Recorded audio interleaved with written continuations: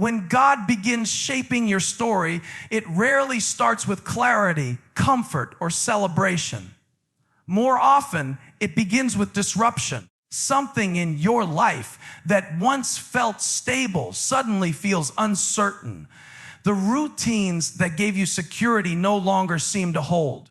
The plans you built carefully begin to unravel, and the people or circumstances you thought you could lean on shift unexpectedly. It's in those moments that we often cry out, asking, "Why is this happening?" But what feels like chaos is often the very evidence that God's hand is at work. You see, before an artist begins to paint, the canvas must first be cleared. Before a sculptor brings form from stone, the excess must be chipped away. And before God can write the next chapter of your life, He must first disrupt the patterns that are keeping you confined to an old one. Disruption is not destruction, it is preparation. But because we are wired to crave stability, we often mistake the dismantling for disaster. We cling to the comfort of what we know, even when what we know is no longer serving the purpose God is calling us toward. Psychologically, we resist disruption because it destabilizes our sense of control. The human mind is addicted to predictability. We draw maps in our imagination of how our life should unfold, and when those maps are torn apart, we feel disoriented. Yet disruption exposes the fragility of our control. It reveals that the security we built was more fragile than we realized. In that awareness, something profound happens. We are invited to let go. We are invited to surrender the illusion of control so that God can take us into uncharted territory. Without disruption, we would never release the grip on what is comfortable, and without releasing what is comfortable, we would never discover what is possible. Philosophically, disruption is necessary because transformation never comes through preservation. It comes through change. Every great story has a turning point, a moment where what was can no longer remain if something greater is to emerge. In literature, it's called conflict. In life, it feels like uncertainty. But in God's shaping, it is the very soil where growth begins. Consider how seeds break open in the dark before they take root. The shell must crack, the structure must change, and only then can new life push through. The same principle is woven into our lives. The breaking is not the end. It is the beginning of something that could not be born in the soil of sameness. And here's the paradox. Disruption often comes disguised as disappointment. The job you lost, the relationship that ended, the opportunity that fell through. Those moments don't announce themselves as holy. They arrive heavy, unwelcome, and painful. Yet time and perspective often reveal that what felt like a closed door was actually God's protection or redirection. The chapters we try to cling to most tightly are often the very ones He must close to open something more significant. That's why when God is shaping your story, disruption is not an interruption of the plan. It is the plan. Think about it this way. If nothing in your life ever shifted, you would never shift. If no doors ever closed, you would keep walking through the wrong ones. If no relationships ever ended, you would never discover the people who truly align with your destiny. Disruption is the mechanism God uses to wake us from autopilot, to break the cycles that are keeping us small, and to reposition us for what we cannot yet see. And while disruption feels like loss in the moment, it often becomes the birthplace of meaning in retrospect. So the question is not whether disruption will come. It will. The real question is how you will interpret it. Will you resist it, clinging tightly to what was, or will you allow it to refine you, to strip away what is no longer needed, and to prepare you for what is next? The choice is not always easy, but it is always transformative. If you can reframe disruption as divine preparation, you begin to see that the shaking is not to destroy you, but to stabilize you on a stronger foundation. When God is shaping your story, disruption is the first chapter of creation. It is the tearing down of walls so that a new structure can rise. It is the breaking of soil so that seeds can grow. It is the closing of one door so that the right one can open. What you interpret as the end may very well be the beginning of something beyond what you imagined. And perhaps the most powerful act of faith is to trust in the middle of disruption that God is not finished. He is just beginning. So when disruption enters your life, don't simply ask, why me? Ask instead, what is being made possible through this? Because every time God shakes your story, He is preparing you for a chapter you could never have written on your own. When disruption comes, it doesn't simply rearrange the circumstances of your life. It begins to press deeper into the core of who you are. This is where the shaping work of God moves beyond external shifts and starts touching your identity. And that is often far more uncomfortable than any external change. Because circumstances can shift, but identity is the foundation on which those circumstances rest. If the foundation is unsteady, God will not build further upon it until it has been strengthened, purified, and realigned. One of the most significant struggles we face as human beings is the story we tell ourselves about who we are. That story is rarely pure. It is often shaped by old wounds, the opinions of others, cultural expectations, and the shadows of comparison. Over time, we begin to wear masks that keep us functioning, but not necessarily flourishing. And when God is shaping your story, He cannot allow those masks to dictate your future. So He begins to refine your identity, not by giving you new information about yourself, but by stripping away the false narratives you've been carrying. Psychologically, this is one of the most profound processes of growth. Human beings have what psychologists call a narrative self. It is not just the events of our lives, but the meaning we attach to those events that defines how we see ourselves. For example, if someone experiences rejection early in life, they may grow into adulthood telling themselves a story of unworthiness. Even if external success comes, that inner narrative can whisper, "You're not enough." When God begins to shape your story, He doesn't simply rearrange external blessings to cover that wound. He goes straight for the root of the false identity. He allows experiences that force you to confront it, not to punish you, but to free you from it. Philosophically, this process is about authenticity. The Greek philosophers spoke often about living in accordance with your true nature. In Christian thought, this true nature is not simply self-defined, it is God-given. You are not what your failures have told you. You are not what the comparisons on social media suggest you should be. You are not even the sum of your achievements. You are, at the deepest level, a reflection of the image of God. But until you begin to live from that truth, your story will always feel fractured. God's refining work is to burn away the lies so that the truth of your identity in Him can stand unobstructed. And this refining is rarely easy. It can look like God pulling you away from certain people whose approval you once craved.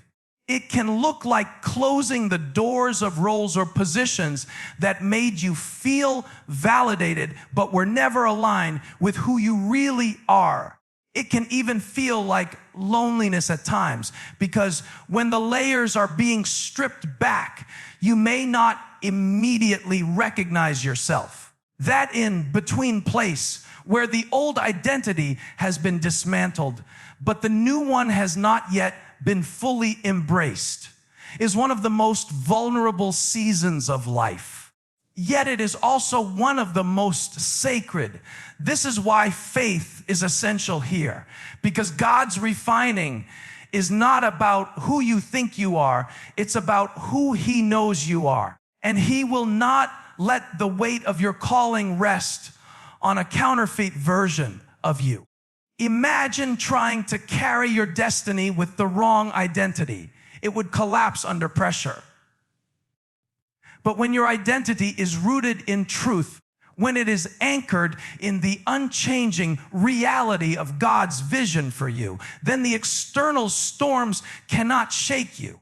The paradox is that in losing the identities we thought defined us, we finally gain ourselves, the person who was trying to perform, impress, and constantly prove their worth begins to dissolve. In their place emerges someone who lives not from fear, but from freedom.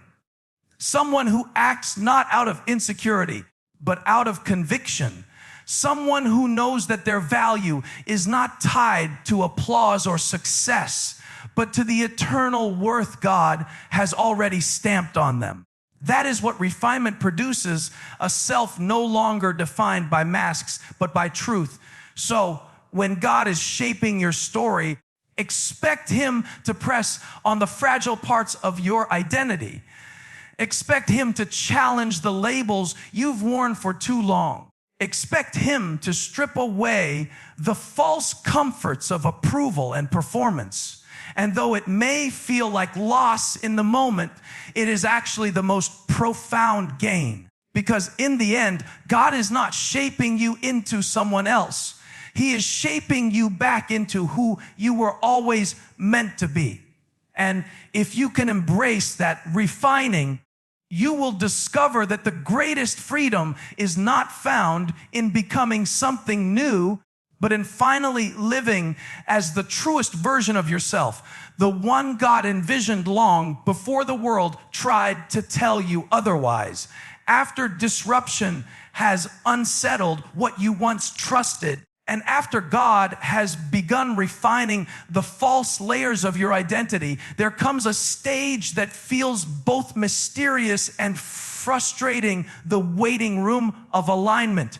This is where God does His most hidden work. It is the stage where life feels strangely out of your control. Opportunities appear to stall. Doors that seemed open suddenly shut, and people you thought would walk with you drift away. From the outside, it can look like delay, but beneath the surface, something far greater is unfolding. Alignment is happening. God is arranging details you cannot yet see, synchronizing your steps with timing, places, and people that will carry you into your purpose. This stage tests us deeply because human beings are wired for immediacy. We crave evidence of progress. Psychologically, our minds are conditioned to equate forward movement with visible results. When nothing seems to be happening, we assume we've been forgotten or abandoned. But this is a misunderstanding of alignment. Just because you cannot see movement does not mean nothing is moving. Think of tectonic plates beneath the earth. They shift invisibly for years, and then in a single moment, the surface breaks open with dramatic effect. Alignment works the same way. God is shifting things beneath the surface of your life until the right moment when it all comes together in ways you could not have engineered. Philosophically, this stage confronts our relationship with time. We live in a culture obsessed with speed, where value is measured by efficiency and productivity. But divine alignment doesn't operate by those rules. God is not rushing to meet our deadlines. Instead, He is weaving something that transcends the short term. His perspective is eternal, and that means He is more concerned with what lasts than with what comes quickly. When God aligns your life, it is not to satisfy an immediate craving, but to position you for long-term significance.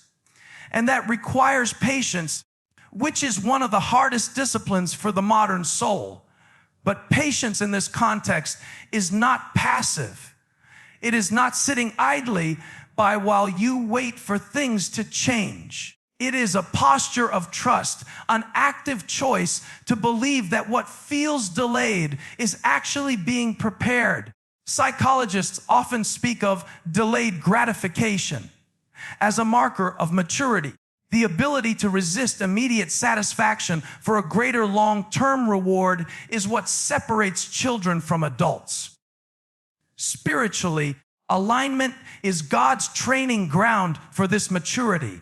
He uses hidden seasons to stretch your capacity for trust, to cultivate resilience, and to deepen your faith so that when the alignment manifests, you are not only ready to receive it, you are strong enough to carry it.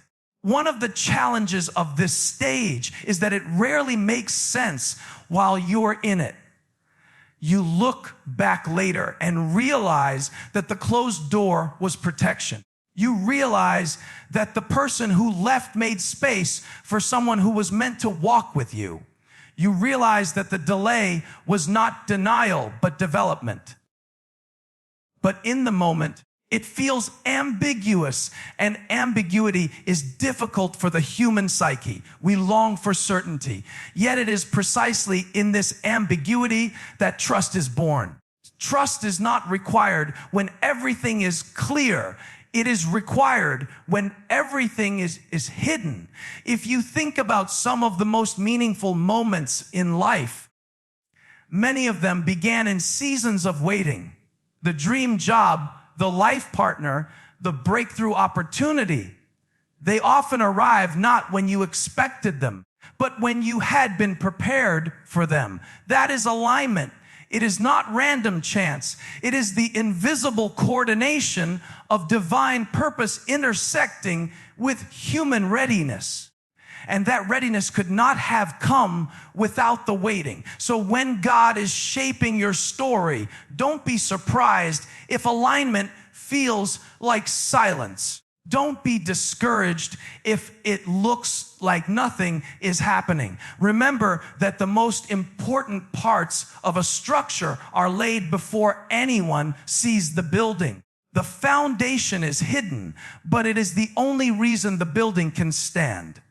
In the same way, your hidden season of alignment is what ensures the story God is writing through you will not collapse when it rises.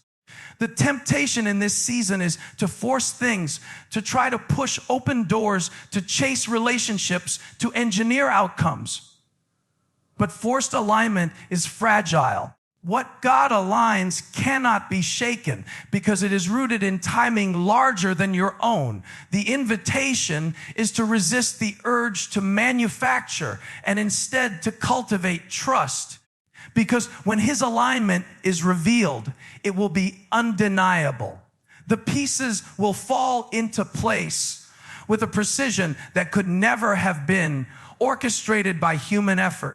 And so, if you find yourself in the quiet stage of unseen alignment, take heart. God is not absent. He is arranging. He is not delaying. He is designing. And one day, when the threads come together, you will look back and see that every closed door, every delay, every hidden moment was not wasted. It was necessary. Alignment is the evidence that what God begins, He finishes, and what He finishes, He perfects in His time. When the disruptions have broken apart the familiar and the refining has stripped away the false layers of identity, and the long silence of alignment has tested your patience and trust, something remarkable begins to happen. Purpose starts to emerge, not suddenly as though it falls out of the sky fully formed, but gradually, like the first rays of light at dawn stretching across a dark horizon. You begin to sense that the pieces of your story, which once felt disconnected, are now weaving together into a pattern. The pain that once seemed meaningless takes on context. The waiting that once felt wasted reveals its necessity. And what felt like loss begins to look like preparation. This is the stage where you realize that God never wastes a chapter, even the ones you wished you could skip. Purpose emerges when you can finally look back and see that the disruptions were not random. They were interventions. The refining wasn't cruelty. It was healing. The alignment wasn't silence, it was orchestration. And now, as clarity dawns, you begin to live not as a victim of circumstances, but as a participant in a greater narrative. Psychologically, this is transformative because human beings thrive when they can connect their experiences to meaning. Studies show that those who can frame their struggles as part of a larger purpose are more resilient, more hopeful, and more motivated to act. God's shaping provides that framework. It allows you to reinterpret your story not through the lens of despair, but through the lens of destiny. Philosophically, the emergence of purpose answers one of life's most enduring questions. Why am I here? Countless thinkers have wrestled with this, from ancient philosophers to modern psychologists. And while many arrive at the conclusion that purpose must be self-created, the biblical vision is different. It suggests that purpose is not invented, but discovered. It is not something you construct out of ambition, but something you uncover as you align with the one who authored your story. This distinction matters deeply because if purpose is self-created, it will collapse under pressure. But if it is God-given, it endures even when circumstances shift. And here is the profound truth: your purpose is never just about you. When God is shaping your story, it is always with the intention that your story will impact others. The comfort you received in your struggles becomes the comfort you extend to someone else. The lessons you learned in your wilderness become the wisdom you share with those still wandering. Your scars become testimonies that healing is possible. This is the beauty of divine purpose. It transforms personal pain into collective hope. But let's be honest, living in purpose does not mean life becomes easy. It means life becomes meaningful. You will still face challenges, but they no longer feel empty. You will still encounter resistance, but you will know why you are enduring it. Purpose anchors you when circumstances shake because you are no longer moving aimlessly. You are moving with intention. That intention gives even the smallest actions weight because you recognize they are part of something bigger than yourself. The emergence of purpose is also a call to responsibility. Once you see the meaning behind your story, you cannot go back to living as though it doesn't matter. To know your purpose and ignore it is to betray yourself. This is why God takes such care in shaping us before He reveals it fully. Because if purpose is given too soon, without the disruption, refining, and alignment, it can crush us. But when it arrives at the right time, it does not just inspire us, it equips us. So, when you find yourself stepping into clarity, when you begin to recognize the threads of your story weaving into a tapestry, the question becomes, what will you do with it? Purpose is not just something to recognize, it is something to embody. It is the invitation to live courageously, to serve faithfully, and to trust continually that every step is guided. And this is where the journey comes full circle. The story God is shaping in you is never just about the chapters behind you. It is about the lives your story will touch ahead of you. So live it boldly, because when purpose emerges, it is not merely your story that changes. It is the world around you.